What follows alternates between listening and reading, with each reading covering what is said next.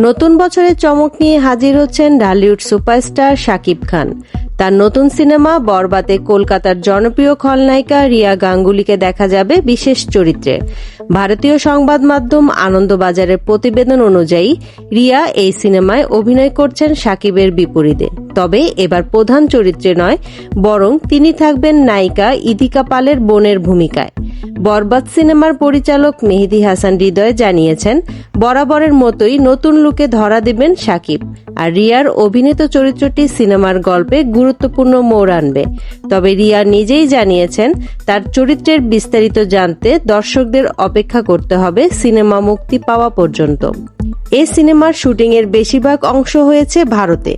চমকের আরও একটি বড় সংযোজন বলিউডের কিংবদন্তি পরিচালক মহেশ ভাটের উপস্থিতি। তার সিনেমা শুটিং সেটে থাকা নিয়ে শোবিজ মহলে চলছে জোর আলোচনা। অ্যাকশন ঘরানার এই সিনেমাটি মুক্তি পেতে যাচ্ছে আগামী রোজার ঈদে। শাকিব ভক্তদের জন্য এটি যে বড় একটি উপহার হতে চলেছে তাতে কোনো সন্দেহ নেই। তাহলে প্রস্তুত হয়ে যান বরবাদের জন্য। ঢালিউড আর টলিউডের এই যৌথ উপস্থাপনা কেমন হয় তা দেখার জন্য অপেক্ষায় থাকুন। সকল বিনোদনের খবর পেতে আমাদের দুনিয়া টিভির চ্যানেলটিকে সাবস্ক্রাইব করে সাথে থাকুন।